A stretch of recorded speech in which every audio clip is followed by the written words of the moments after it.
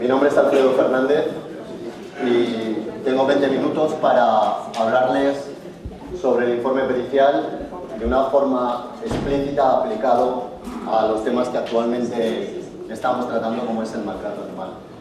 Comenzar simplemente señalando que creo que el maltrato es un comportamiento inaceptable para nuestra sociedad. Es una situación compleja en su análisis que requiere seguramente una participación multidisciplinaria para su resolución o para afrontarlo en sí mismo, pero tengo la convicción personal que los que estamos aquí presentes somos claves, no claves, somos esenciales. En las ponencias que me han precedido hemos encontrado muchas cuestiones donde indirectamente se pedía ayuda para resolver algunos de los conceptos que se planteaban: el daño injustificado, el maltrato grave, sus consecuencias. En ese camino es donde nos tienen que encontrar a nosotros, y nosotros como colectivo debemos recoger esa petición de nuestra sociedad, que, como decía el ponente que me precedía, es mucho más amplio incluso que la exigencia o la demanda de la estructura legal que actualmente tenemos, y liderarlo. Creo que no solo es una respuesta a la sociedad, sino es más, creo que debe ser un compromiso ético de los profesionales como los que somos, que dedicamos nuestra vida a la sanidad animal, y por lo tanto tenemos la obligación social de liderar y afrontar esto. ¿Y cómo debemos hacerlo? Desde un punto de vista científico. En la ciencia vamos a encontrar todo el soporte y toda la justificación necesaria para que nuestros argumentos sean aceptados, oídos y, por supuesto, incorporados por nuestra sociedad en los diferentes ámbitos. En este sentido, darle las gracias al Consejo, por supuesto, por su invitación, presidente, pero además felicitarle por iniciativas como esta conferencia en la que actualmente estamos, porque no deja de ser más que uno de esos pasos para concienciarnos, para establecer las bases, para participar distintos especialistas en diferentes áreas y poder dar una solución a este tema que acabamos de plantear. El informe pericial no deja de ser más que la respuesta del veterinario en un caso concreto. Es decir, no vamos a estar hablando en términos genéricos, sino nos van a demandar nuestra actividad, nuestro conocimiento, para aplicarlo a situaciones concretas y específicas. Y por lo tanto es clave que nosotros desarrollemos un trabajo científico, adecuado, correcto y riguroso. ¿Cuáles son las bases del informe pericial en general y en particular en el ámbito del maltrato animal? Bueno, pues las bases las encontramos en tres elementos: los fundamentos, la importancia y los elementos que participan en el desarrollo de este tipo de documentos. En cuanto a las bases del informe pericial, debemos ser conscientes que es un trabajo especializado, que surge dentro de un área especializada de nuestra profesión, que podríamos definir como la veterinaria legal o veterinaria forense. Es obvio entender, por tanto, que se requiere profesionales cualificados y especializados en el conocimiento específico de lo que es la medicina o la veterinaria forense. Además, van a tratar los veterinarios, cuando actuemos en estos informes periciales, vamos a actuar ante escenarios que podríamos calificar como científicos y novedosos. Estamos viendo que el marco legal, como expresión más objetiva de la lucha frente al maltrato, presenta numerosas lagunas. Bueno, pues ahí tenemos que es un escenario que es nuevo para todo el mundo y donde el veterinario tiene que imponer sus criterios. Vamos a tratar situaciones complejas y controvertidas, es obvio. Acabamos de ver unas cuantas fotos que el capitán del servicio de Seprona de la Guardia Civil ha puesto, y a todos nosotros, sin duda, nos conmueven, como mínimo, ¿no? Nos llaman la atención, porque son escenarios desagradables. No va a ser un trabajo en sí mismo especialmente atractivo por las consecuencias de lo que nos llama.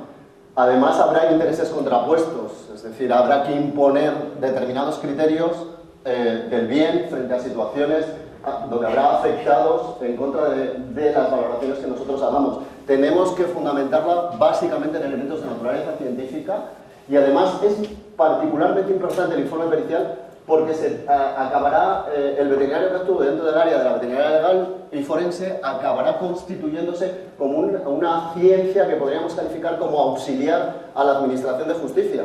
No solo a la administración de justicia, al desarrollo de todos estos procedimientos. Lo hemos visto en el ámbito administrativo, lo hemos visto la demanda del capitán en el ámbito del ejercicio de su profesión, y en el último estadio, en la administración de justicia, en sede judicial, será esencial. Y por lo tanto, el veterinario adquiere un papel, como os decía, esencial, básico, fundamental, porque actúa como informador de toda esta cadena.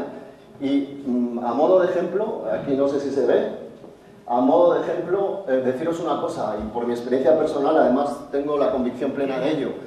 Los jueces, en último término, muchas veces sentencian en base a cómo se les informa. Por lo tanto, el papel del veterinario es esencial. Básicamente diría que nos establecemos como un elemento auxiliar a la Administración de Justicia, algo muy importante, y además con un carácter informativo básico. Por lo tanto, el veterinario jugará un papel esencial. Y además en sí mismo las conclusiones, lo que nosotros aportemos en este informe pericial, serán de gran importancia. ¿Y por qué? Bueno, primero, desde el punto de vista profesional, porque el veterinario abandona su actividad clásica, su papel fundamental. El veterinario abandona su carácter asistencial para de repente entrar en un ámbito nuevo, en el ámbito de la Administración de Justicia, y como les decía, con un papel de liderazgo absoluto. Por lo tanto, es importante para el profesional. También es importante para el sistema de la Administración de Justicia, por ese asesoramiento que les decía. En tercer lugar, también el informe pericial será muy importante, porque de nuestras conclusiones se desprenderán, como les digo aquí, consecuencias o repercusiones a terceros. Las vamos a ver más adelante, repercusiones económicas, repercusiones penales, repercusiones laborales, etc. Y además, como no, el informe pericial debe ser considerado bajo el elemento fundamental, que es un trabajo de naturaleza científica. Los elementos que influyen básicamente en la elaboración de estos documentos son tres, que es el perito veterinario, es decir, el profesional que actúa trabajando en esta área, su proceso de investigación, cómo ha de plantear todo su trabajo a la hora de actuar o responder en un juzgado, y el tercero, la elaboración del documento base donde sustentará todas sus conclusiones, lógicamente lo que podríamos llamar el informe pericial propiamente dicho, es decir, la síntesis de todos esos trabajos y de toda esa experiencia que el profesional ha recopilado a lo largo de su acción. En cuanto a las características que tiene que cumplir el veterinario, bueno, las hemos nombrado, vamos a ir rápido porque tenemos poco tiempo, pero debe ser especialista forense, debe tener un especial interés por la actividad en el área concreta del maltrato animal, no tendrá una función asistencial, muy importante, el veterinario debe acostumbrarse a trabajar con elementos y medios de prueba, debe huir de valoraciones subjetivas, carentes de fundamentos básicos que no pueda aportar en el elemento documental, debe ser consciente de que sus conclusiones solamente tienen un carácter vinculante, esto es muy importante, el veterinario informa y los jueces tienen la responsabilidad de sentenciar.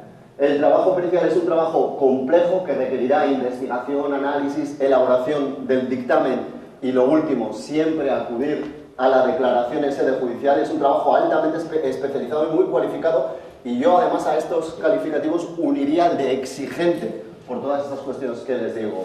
Además, adquiere una responsabilidad profesional propia a la hora de participar en las acciones judiciales, ya que su papel va a ser muy importante y, por tanto, los jueces le exigen un compromiso científico básico. Y además, lo que estamos también viendo, debe tener un conocimiento adecuado del marco legislativo para que su acción profesional sea una acción tanto más eficiente. En cuanto a la investigación pericial, es todo el conjunto de actividades que el veterinario desarrollará para, en definitiva, responder a qué ha ocurrido, cómo ha ocurrido, cuándo ha ocurrido, dónde ha ocurrido y por qué se ha producido. Si los compañeros que hagan clínica serían las cuestiones básicas de una anamnesis en la exploración de un paciente cualquiera. Bueno, pues en el informe pericial, en el maltrato animal, estas preguntas son claves a lo largo de todo el proceso de investigación. ¿Cómo debemos hacerlo? Debemos hacerlo dirigiéndonos a las fuentes, que calificaríamos en dos grandes grupos, externas e internas. Las fuentes externas serían toda la documentación que se nos puede aportar en un procedimiento de maltrato y las fuentes internas serían todas aquellas que nosotros podríamos complementar, que podríamos sumar a partir de nuestro ejercicio profesional si tuviésemos la posibilidad pues, de acudir a esa perrera donde hemos visto esos perros en un estado lamentable, a ver ese caballo para hacer una necropsia o un estudio post-mortem determinado para determinar las causas de la muerte, sus consecuencias, etc.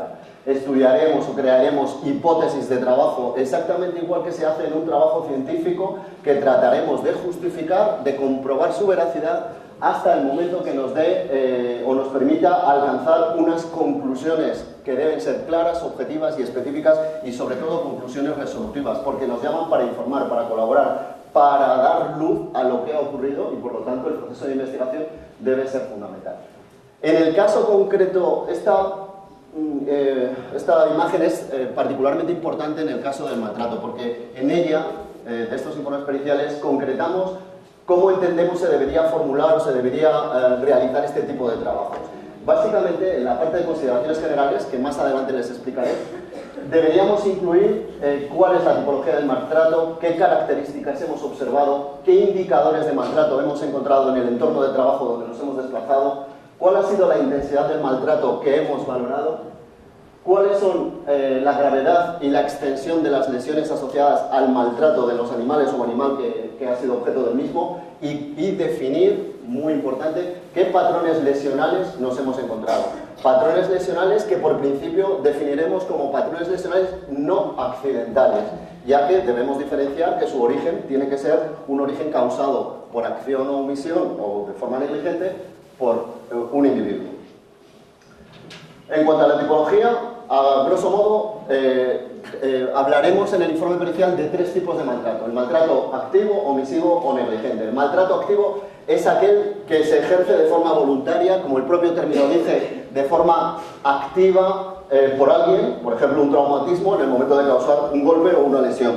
El maltrato omisivo sería el dejar de hacer algo que es esencial para mantener el bienestar del animal y que puede generar un daño injustificado y causar un menoscabo, en el caso penal, grave de la salud y en el caso de los procedimientos administrativos sin esa calificación. Y el negligente sería un tipo de menoscabo, de maltrato que nos estamos encontrando específicamente dentro de nuestro sector. Es decir, cada día recibimos procedimientos donde el veterinario está implicado activamente como potencial maltratador en situaciones de esta naturaleza y donde se le considera negligente por nuestro especial conocimiento en estas áreas y por una especial responsabilidad superior al resto de los ciudadanos.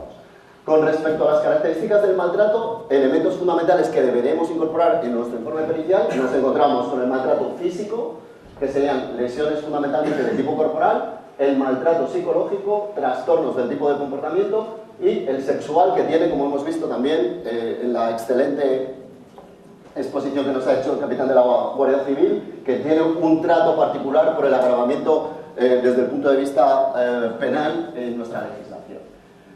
La intensidad del maltrato es otro concepto fundamental de los informes periciales y lo calificaríamos en dos grandes grupos, lo que llamamos maltrato leve y lo que llamamos maltrato grave. El maltrato leve tendría estas características: no existen antecedentes previos, el pronóstico evolutivo de las potenciales lesiones tiene que ser favorable desde el punto de vista del juicio clínico del veterinario, no existen riesgos de secuelas que condicionen activamente la vida del animal consecuencia de esas lesiones, tampoco existe riesgo de patologías secundarias que potencialmente podrían agravar el estado del animal y existe una limitación incluso en la extensión anatómica de las propias lesiones. En cuanto al maltrato grave, sí que sería un maltrato evidente, donde ya se pone en peligro la salud del animal, donde existen antecedentes, pueden existir también antecedentes de situaciones de maltrato leves o graves, las lesiones pueden desembocar en situaciones que generen secuelas irrecuperables para el animal y obviamente en situaciones donde se puede producir el desenlace de muerte del animal afectado. La valoración de los indicadores de maltrato constituye otro elemento esencial a la hora de dar forma al informe pericial, porque no solo el análisis del paciente o del individuo maltratado propiamente es suficiente. En muchísimos casos ayuda a llegar a conclusiones mucho más satisfactorias completar estos estudios o estos trabajos con esto que les propongo aquí. Los indicadores los dividiríamos en tres elementos: los que llamamos indicadores personales, que residirían en las personas, en los propietarios, en los cuidadores, en aquellos que estuvieran encargados de la atención de los animales; los indicadores ambientales, que harían referencia al análisis del estudio forense sobre el entorno físico del animal; y los indicadores animales, que serían los propios o específicos que aparecerían en el animal que ha sido objeto de maltrato.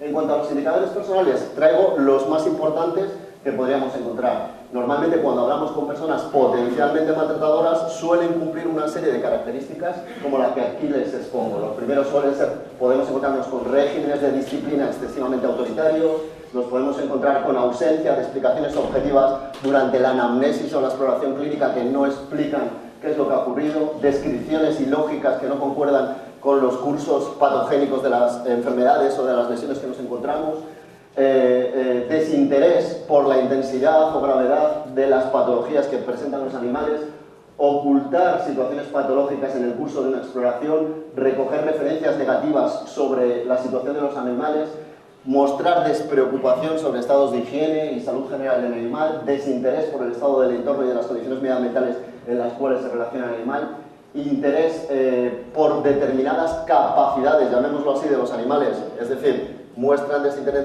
en todas estas cuestiones y en cambio están interesados por su actividad en guardia y defensa, actividad en posibles peleas, en situaciones de agresividad, relación de los propietarios también con otras formas delictivas, consumo de drogas, alcohol, etc. A este respecto también señalar que el maltrato es esencial considerarlo no de una forma aislada, aunque nosotros nos estemos refiriendo al maltrato en este caso animal, porque el maltrato en muchísimas ocasiones de los animales, como otro ejemplo que, y perdone que me vuelva a reiterar en su ponencia, que me ha parecido absolutamente interesante, puede ser un indicio de otras formas de maltrato, llamémosle si cabe, más graves, como puede ser maltrato infantil, maltrato de género, etc. Por lo tanto, el interés del maltrato debe ser un interés colectivo. Y aquí esto es otro ejemplo, es decir, a veces los maltratadores tienen antecedentes de este tipo de prácticas, incluso bueno, pues situaciones delictivas en otras áreas que pueden ser sugestivas de lo mismo. En cuanto a los indicadores de las lesiones de los animales, nos encontramos con las lesiones físicas, psicológicas y con el patrón particular de las sexuales. En cuanto a los patrones accidentales físicos, fundamentalmente nos encontraríamos en el proceso de investigación con traumatismos múltiples o de gran intensidad,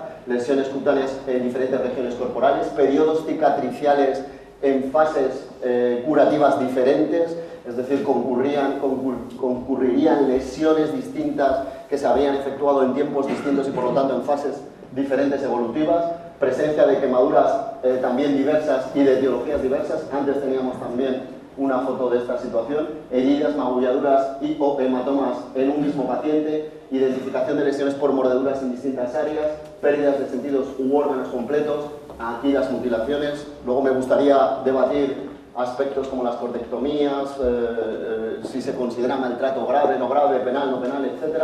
Desnutrición severa, deshidratación grave, falta extrema de higiene. Nos han aportado otras imágenes donde era claro que había formas de maltrato simplemente por el estado higiénico de esos animales y, como hemos visto, muertes súbitas que suelen ser bastante sugestivas de estas situaciones. En cuanto a los comportamientos psicológicos, cuando hablamos de la salud del animal, no solo hablamos de la salud física, fácil de identificar. Cuando hablamos de la salud del animal, en sociedades como la nuestra, moderna, desarrollada, entendemos que existe una relación inequívoca entre lo que es la salud física y la salud psíquica y, por lo tanto, trastornos del comportamiento pueden ser sugestivos, de hecho, a que existen formas de maltrato que no se acompañen de daños físicos. O podríamos estar incluso ante situaciones de maltrato precoces, donde los primeros trastornos que podríamos evidenciar estarían en el campo psicológico. Nos encontraremos como casos como el recelo injustificado cuando las personas nos aproximamos a los animales, comportamientos hiperreactivos injustificados del animal en nuestra presencia,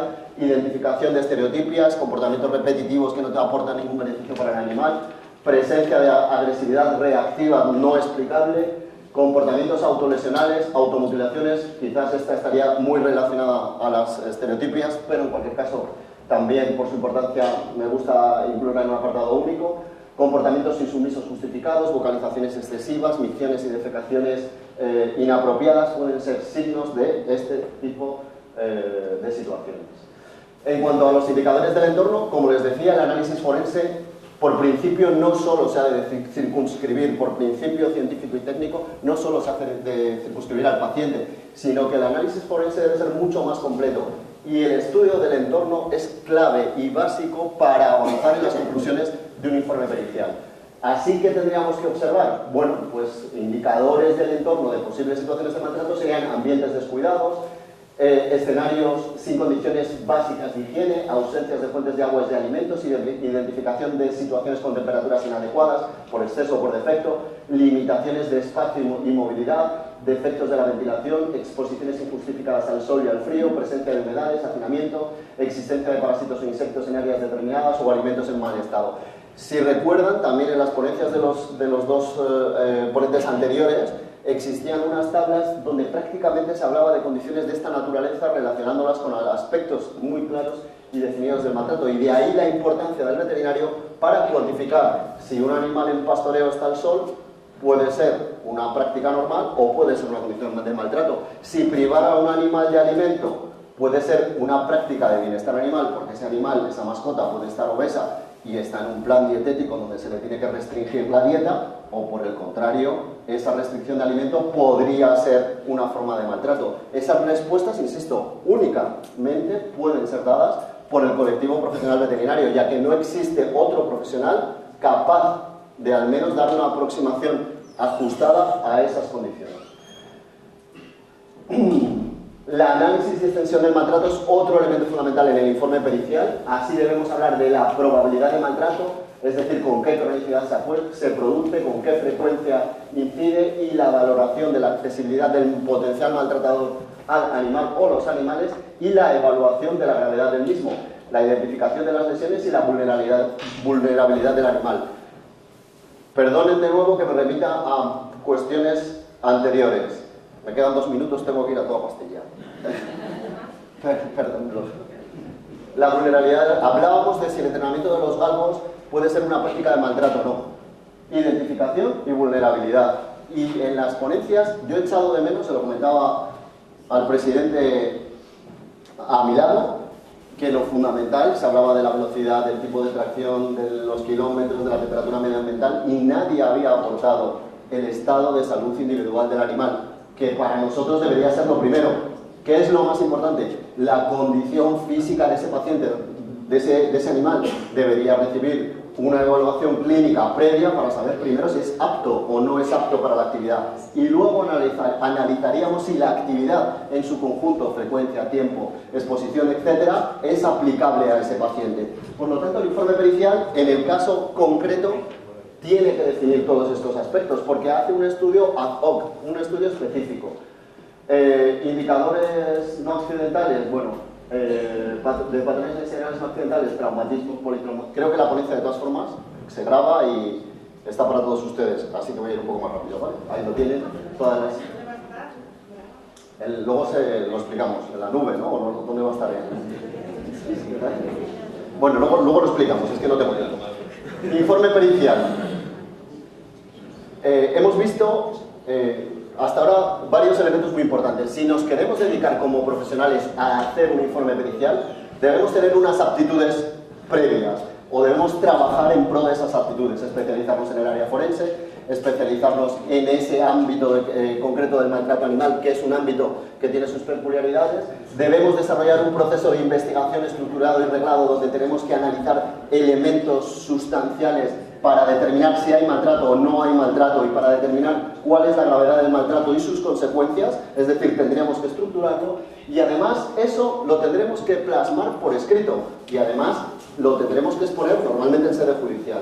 Bueno, pues todo lo que hemos hecho anteriormente es obvio que es absolutamente necesario, pero sin una adecuada exposición, sin una adecuada presentación, piensen ustedes que esos documentos van a ir a la Guardia Civil, a abogados defensores, a fiscales, a jueces, cuya formación científica es lógicamente limitada, y necesita que nuestro dictamen sea claramente expuesto de una forma comprensible, no vulgar, pero adecuada, para que el resto de estructuras implicadas en la resolución entiendan perfectamente qué es lo que hemos llegado a concluir en nuestro dictamen. Por lo tanto, aquí se ve fatal, se lo voy a decir, debemos hacer un informe escrito perfectamente arreglado y estructurado, claro y ordenado, que debe comenzar con, lógicamente, la identificación de lo que estamos haciendo. Informe pericial, parece una obviedad, pero hay veces que se presentan documentos ni siquiera con la titulación de lo que son. En segundo lugar, tendremos, además del título, tendremos que aportar el preámbulo. En el preámbulo incluiremos todos los datos personales profesionales de quien ha elaborado este dictamen, incluyendo nuestra cualificación y nuestra idoneidad al respecto. También incluiremos cuál ha sido el objeto de nuestro trabajo, que nos han obligado, a qué nos han llamado a peritar, y cuáles son, quién nos ha reclamado el trabajo, si es un juzgado o juzgado, si es un servicio de la Guardia Civil, el servicio de la Guardia Civil, si es un particular y particular, etc. Después tendremos que poner el objeto de la pericia. El objeto es qué es lo que vamos a hacer y cuál es el fin de nuestro trabajo, sería cuál es el significado del mismo. Después del objeto de nuestra pericia hablaremos de las conclusiones generales. Las conclusiones generales vienen a ser una exposición global, no específica, en la cual intentamos presentar los principales elementos de naturaleza científica que van a inspirar nuestro trabajo. Por ejemplo, si nosotros hemos peritado un trabajo pues, por quemaduras de un animal donde entendemos que hay maltrato, en esa parte genérica estructuraríamos un informe de forma muy resumida, muy clara, de cuáles son las características de las quemaduras, tipos de quemaduras, físicas, químicas, etc., extensión de las quemaduras, porcentaje, consecuencias de esas quemaduras en función de sus características, extensión y profundidad, para que el lector, el juez, en su caso, antes de entrar en profundidad al caso particular, tenga unas condiciones básicas, unas nociones elementales de qué estamos hablando y de cuáles son las consecuencias. El siguiente apartado sería las conclusiones particulares, las consideraciones particulares. Y las consideraciones particulares ya es bajar al caso concreto. A partir de ese examen general que hemos hecho, nosotros concluiríamos en nuestro dictamen todos los datos puntuales y concretos que han acontecido en la peritación por la cual nos han llamado. Y por lo tanto ahí determinaríamos exactamente cuál es la extensión de la quemadura, siguiendo el ejemplo anterior, cuáles son las características de las mismas y cómo ha afectado al animal. Es muy importante entender que los informes periciales debemos hacer un análisis que se llama de la causalidad. El análisis de la causalidad lo que viene a decir es que tenemos que dejar muy claro que existe una relación entre el daño producido, entre la génesis del mismo y entre las consecuencias que son causa de ese daño. Porque es fundamental para que jurídicamente el juez pueda comprender nuestras conclusiones. Las conclusiones sería el último apartado, donde haríamos un esfuerzo de síntesis de los 10 puntos como máximo más relevantes que entendemos. Y digo como máximo. Les digo también una cosa, creo que en muchísimas ocasiones, por desgracia, a veces la gente se lee de estos dictámenes únicamente las conclusiones y la presentación. Por lo tanto, esas conclusiones tienen que ser objetivamente muy claras y definitorias. Y además deben ser conclusiones objetivas sustentadas en hechos absolutamente contrastables. Después de esas conclusiones, bueno, pues haríamos una tasación o valoración de los daños en el caso de que fuera pertinente, sobre todo en animales de producción. Podemos apuntar, además del daño del animal propiamente dicha, qué consecuencias para él se han podido generar. Y finalmente firmaríamos y dataríamos nuestro informe. Ese informe completo, con estas características, sin duda que sería un informe muy útil e interesante a la hora de evaluar elementos de carácter pericial. Y siendo ir tan deprisa, me gustaría estar 2 horas hablando con ustedes. Me parece un tema muy interesante, me parece un reto como colectivo para el futuro, y además me parece también un área nueva de dedicación profesional que empieza a demandar la sociedad, y que aquellos que sepan especializarse y trabajar en este sector, bueno, sin duda tendrán nuevas posibilidades. Muy amables, muchas gracias y disculpen por el tiempo.